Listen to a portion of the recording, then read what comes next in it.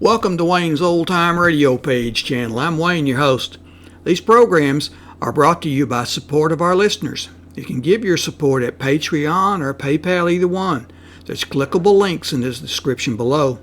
Thanks for your support and enjoy the shows. Jell-o. The Jello program starring Jack Benny with Mary Livingston, Phil Harris, Kenny Baker, and yours truly, Don Wilson. The orchestra opens the program with This Cant Be Loved.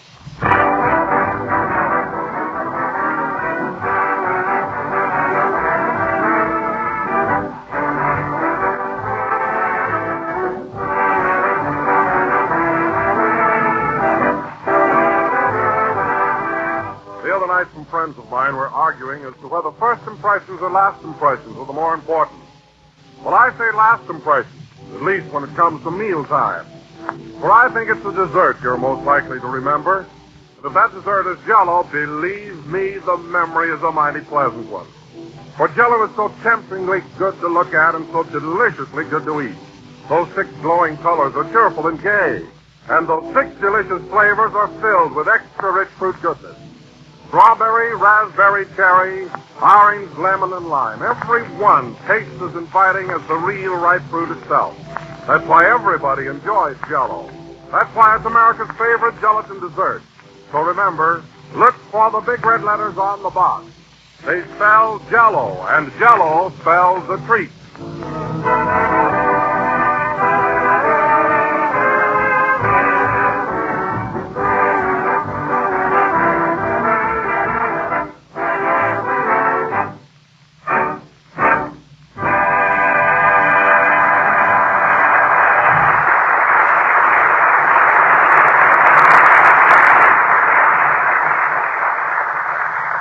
This Cant Be Loved, played by the orchestra. And now, ladies and gentlemen, we bring you a man who, after lying flat on his back for 3 days with a bad cold, threw off the covers and said, "Good heavens, it's Sunday. The show must go on." Them was my words, exactly. So now we bring you that heroic personality, that rugged thespian, that grand old trooper, Jack Benny.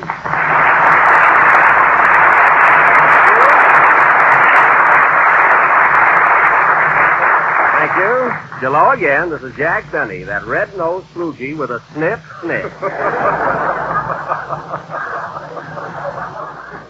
And, Don, just as you say, I deserve a lot of credit for coming down here tonight. No matter how an actor feels, his first duty is to his public. Oh, you're right, Jack, and I'm mighty proud of you. Why, Don, I've always been like that. I remember one time when I was playing vaudeville in Peoria, Illinois. And even though I had hay fever and I was following the Goldenrod Trio, I went out and did that show just the same. Well, that was a real test, Jack. But no kidding, Don. For the last 3 days, I've been a pretty sick boy.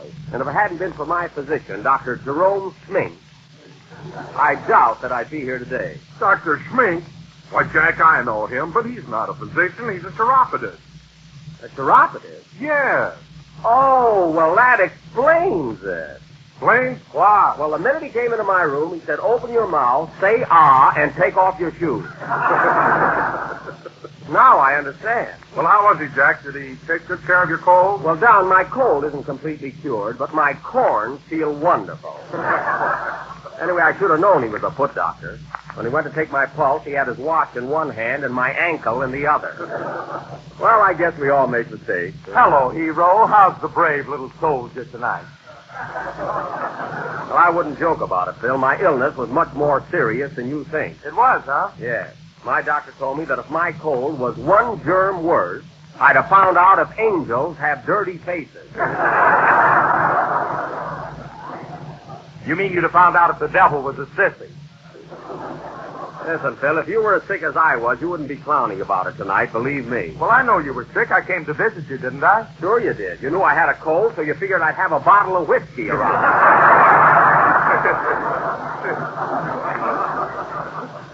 That's why. Yeah, that was some stuff you had, too. Wow. Yeah, what was the matter with it? I took one drink and my inlays did the Lambeth walk. Well, it serves you right. And incidentally, Phil, I want to thank you very much for the lovely gift you sent me. That was sweet. Yeah, wasn't it? What was it, Jack? Well, I happened to tell Phil I was sick as a dog, and he sent me a can of kennel ration. Kettle rated. Yeah, I didn't mind that so much, but Rochester made me an omelet out of it. Oh, hello, Kenny. Hello, Jack. Is your cold better? Not much, Kenny.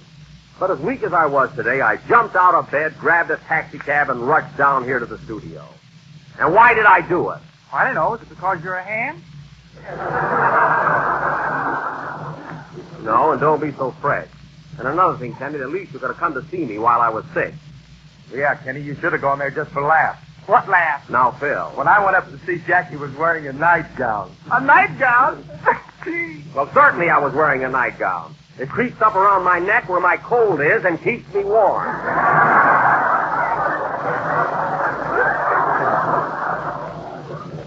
There's nothing wrong with that. You should have seen him, fellas. He looks like old Mother Hubbard. Phil, one more crack out of you and I'll go to the cupboard and tear up your options. I was talking to Kenny, so you keep out of it. Oh, boy. I bet you were a riot in your nightgown. Yeah, Kenny, if you'll come out of your hysterics for a minute, I'd like to ask you who won that Thanksgiving turkey you were selling tickets on last week. Oh, that? Yeah. Oh, a fellow by the name of Baker. Kenneth L. Baker.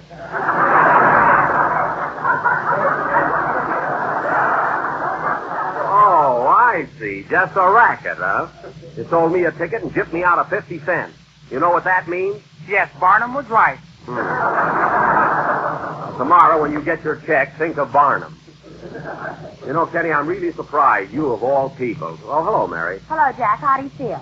Mary, you can't possibly realize what an effort it was for me to come to work today. I was in a very critical condition. Well, it's your own fault, Jack. Here you were sick in bed for 3 days, and you wouldn't even hire a nurse. Now, wait a minute, Mary. I had a nurse, and you know it. Fine nurse. Well. All you did was paint a red cross on Rochester's coat. Well, Mary, I would have had a regular nurse, but I just couldn't find the right one. Well, of course you couldn't. What was wrong, Mary? Jack wanted a Cuban girl so he could get free rumba lessons. Oh, Mary, don't try to get laughs out of my illness. See, I hardly slept a wink all week. Well, how could you with all those silver dollars in your mattress? You can all kid about my sickness, but it was lucky for me that Rochester knows something about medicine.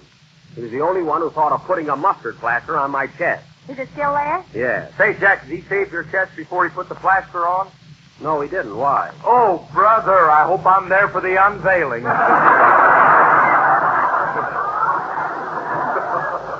Say, that's right. Darn that Rochester. Now, how am I going to get this mustard plaster off? Oh, I'll help you, Jack. It'll only take a minute. No, not now. Oh, I've done this a lot of times. Now, unbutton your shirt.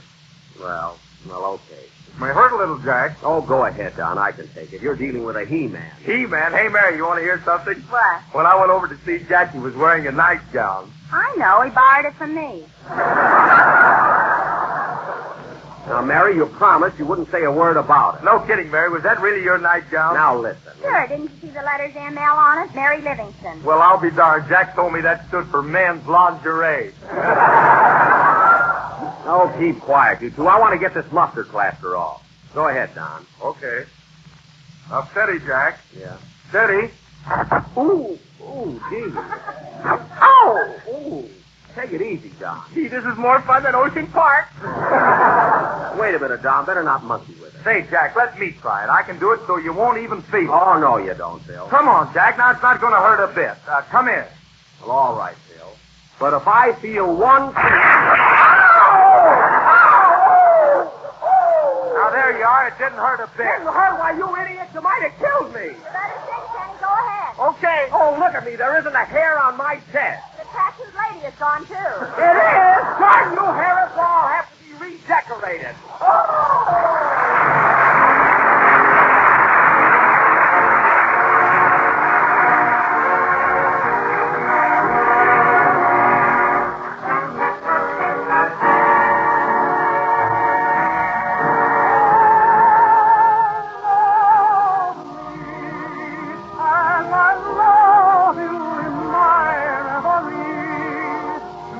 My dream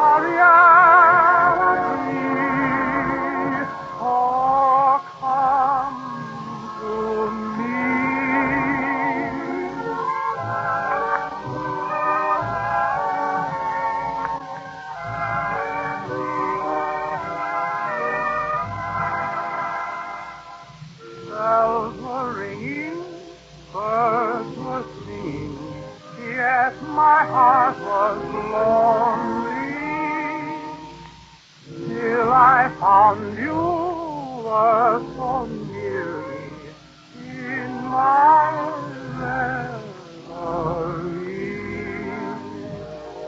Our love is a dream, but in my reverie I can see that it's love was meant for me.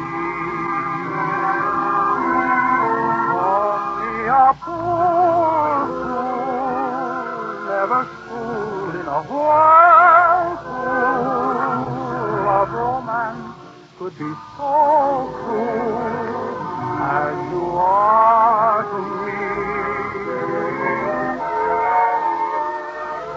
My dreams are as worthless as sin to me. Without you, life will never begin to be. So love me as I love you in my reverie. Make my dream a reality. Let's dispense with formality. Come to me in my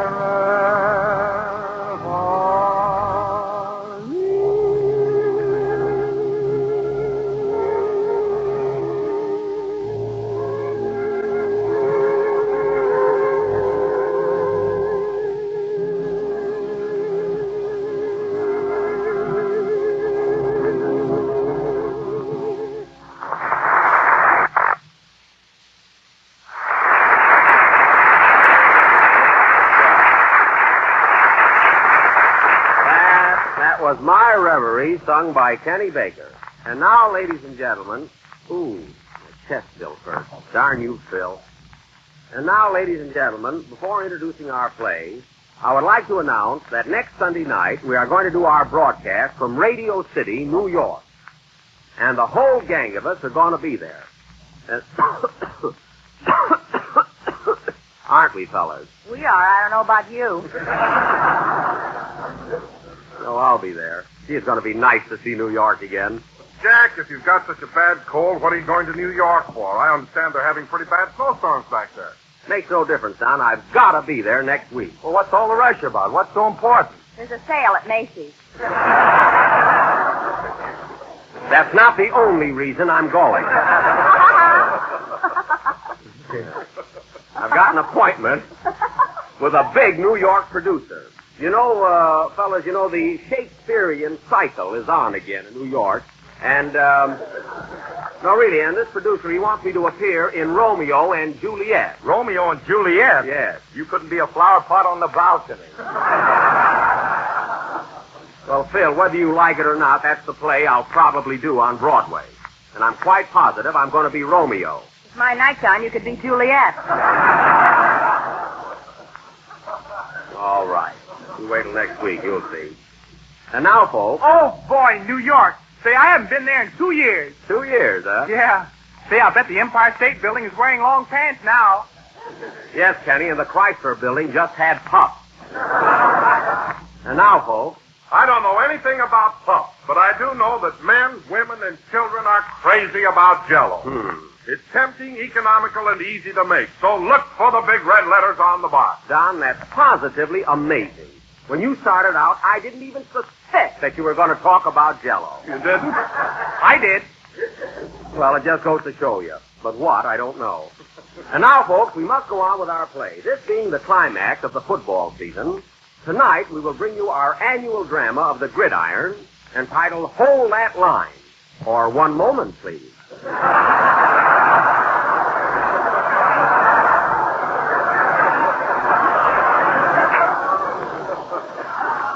Now, once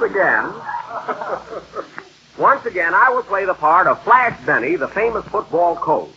Kenny Baker will be right end, Phil Harris left end, and Don Wilson will be the backfield. Now, hold on a minute, Jack.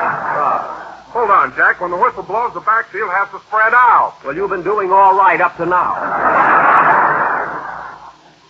Now, let me see. Say, Jack, am I going to be in the football play? Yes, Mary, you're going to be a beautiful co-ed watching the game way up in the grandstand. Oh, no. I want to be down on the field where the dialogue is. Well, I don't know, Mary. We let you in the game last year, and every time the players went in the huddle, they came out with lipstick on. Now, you can't play. Oh, yeah? Yeah. Well, you got a fat chance of winning the game without Butch Livingston. Oh, all right, Butch, but if you're going to play, take off that silly hat. Lest the cheering section give you the Bronx salute. You ought to see this one, folks. It looks like a plate of borscht.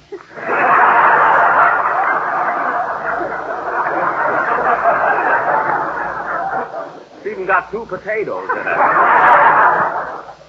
And now, folks, while we all get into our uniforms, Phil Harris and his uneducated collegians will play... Wait a minute, I'll take it. Hello? Hello, Mr. Benny. This is your nurse talking. Oh, hello, Rochester. What do you want?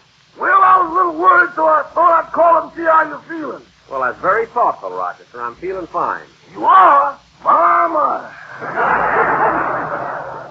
Well, what's the matter? What are you my-mying about? Oh, nothing. See you later, boy. Now, wait a minute. Why were you surprised when I told you I was feeling fine? Well, What? you know that cough medicine I've been giving you all week? Yes, what about it? You ain't never going to have dandruff in your stomach.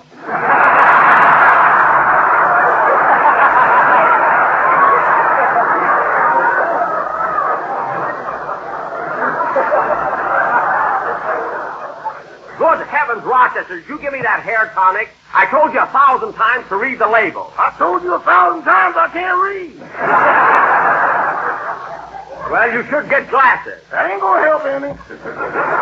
Well, never mind that. I'll see you tonight. So long. So long, boy. Hey, wait a minute. You know that mustard plaster you put on me this morning? Yeah? Well, I had an awful time getting it off. Why didn't you shave my chest first? Shave you? Yes. Look, boss, I don't mind being a butler, a chauffeur, and a nurse, but when I get a razor in my hand, it's for defensive purposes only.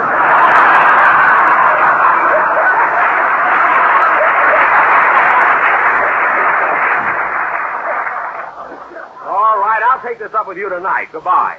Oh, wait a minute, boss. Am I going to New York with you? Yes, Rochester, you're going. Hold everything, Harlem. Here comes your sun-kissed orange blossom. All right, go get excited. Goodbye.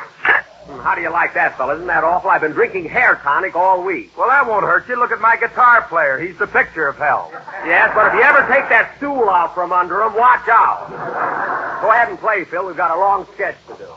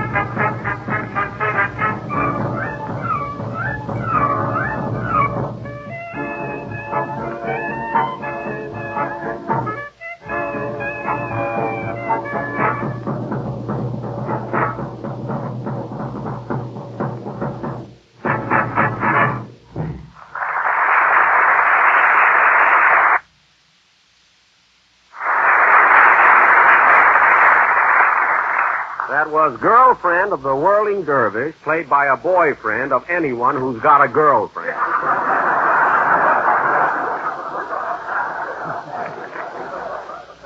And now for our football play, Hold That Line. The scene is Flatfoot College, located in the thriving little town of Toboggan Slide, Indiana. The first half has just ended in the annual game with Meatball Tech. The coach is giving his team a pep talk in the locker room. Curtain, the music.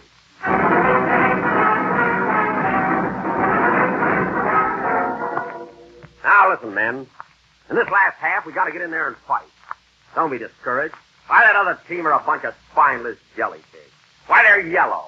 Yeah, but we're black and blue. Oh, let's not get technicolor.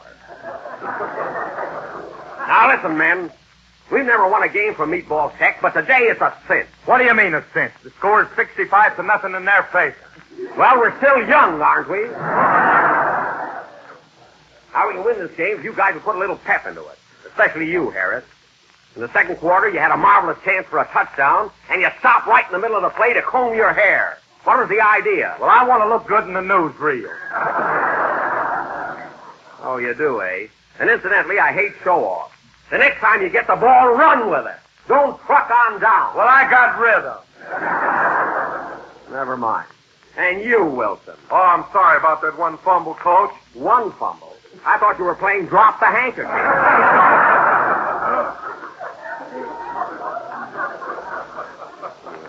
And you, Butch. What is it, Coach? You're a great help, too. In the last play, you were penalized 15 yards for holding. Well, he was handsome. Handsome, eh? I wouldn't care if he was Clark Gable. We're playing football. Gee whiz, Coach, I'm doing the best I can. I'll say you are. We haven't played a team this fall that you haven't given your phone number to. Well, it's a long winter. Fine bunch of athletes. Hey, Coach, What do you want, Baker? you remember when I was running past the 40-yard line and I dropped the ball? Yes? Then I picked it up and dropped it again? Yes? And then I picked it up? Yes? And then I dropped it again? Well, what about it? Wasn't that aggravating?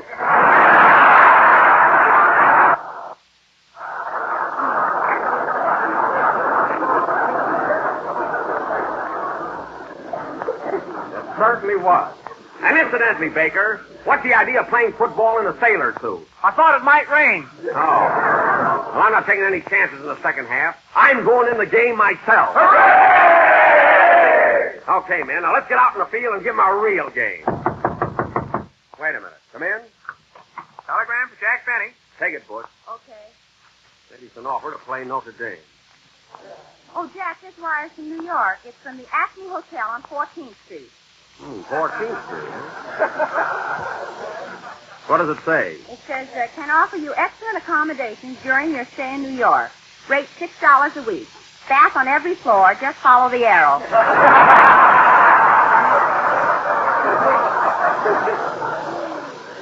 Well, Can give you a lovely room overlooking a Tomcat. Tomcat. Above rate includes a continental breakfast consisting of a New England boiled dinner. Oh, I see. Signed, Anxious.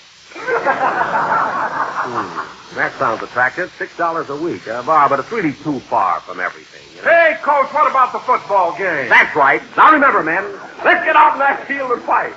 We'll win this game, or my name ain't Flash Benny.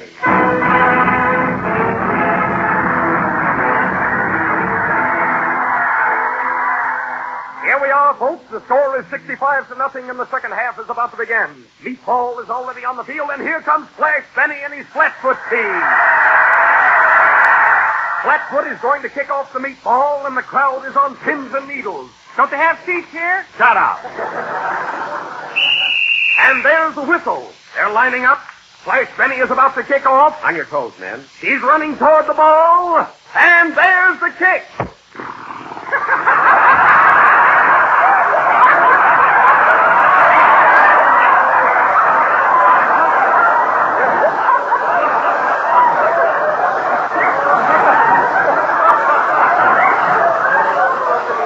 Darn it, I forgot to blow it up. Give me another ball, fellas.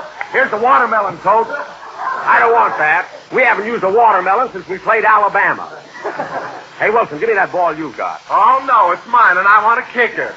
All right, you big baby. I hope you stub your toe. Baker, you hold the ball for the kick. Okay. There they go, folks. A new ball is being held in place by Baker. Big boy Wilson is about to kick off.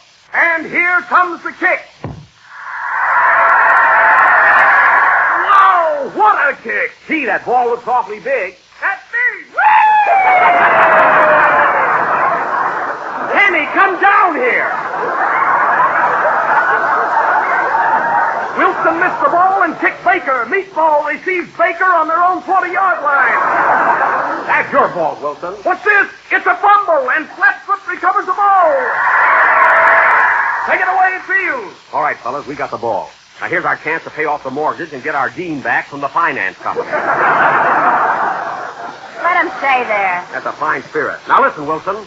When the ball is snapped to me, I'll throw it to Harris. He'll pass it to you, and instead of going through center, you run around your own end. What are you laughing at? You better take lunch. It'll be a long trip.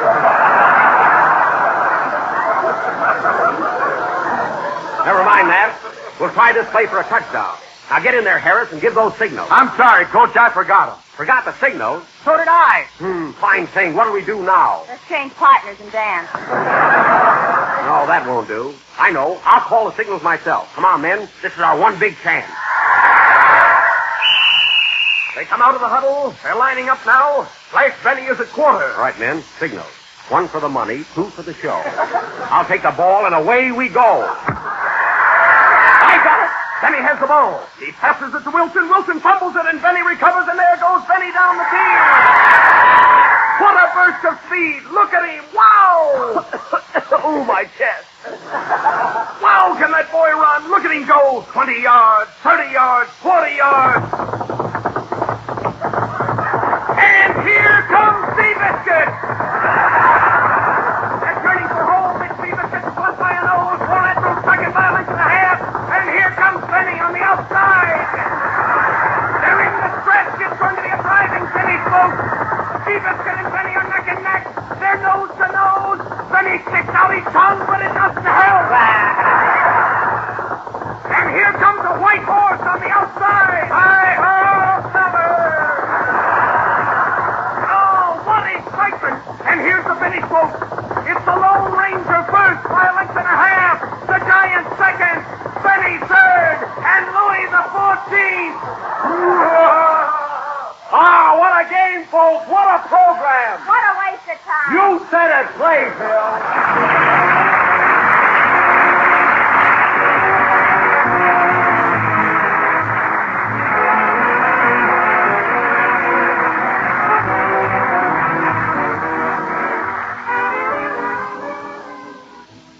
If you want your husband to take you to the movies after dinner tomorrow night, here's a dessert that is guaranteed to put him in a swell good humor. It's the new Jello butterscotch pudding, and it's a dish your whole family will go for. For Jello butterscotch pudding has that real old-fashioned butterscotch flavor. It's rich and creamy with a tempting taffy color and a flavor that's mellow and smooth. It's a treat from your first spoonful to your last. And it's only one of three new treats. 3 new Jello puddings. There's Jello vanilla pudding, made from real vanilla. Delicate, creamy, and delicious. And Jello chocolate pudding, rich and chocolatey. All 3 bring you real homemade goodness, for they're made with the same fine, wholesome ingredients you'd use yourself right in your own kitchen. And all 3 are amazingly quick and easy to prepare with just a few minutes cooking. Simple directions are on every package. Buy 3 packages at a time. Ask your grocer tomorrow for Jello butterscotch, vanilla, and chocolate pudding.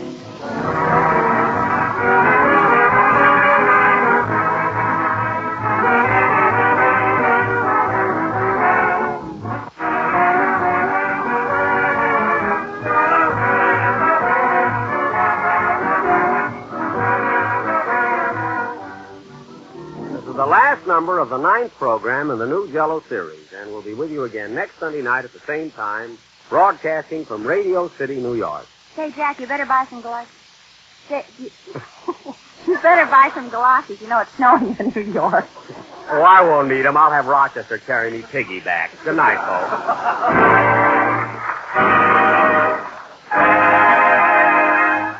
J-E-L-L.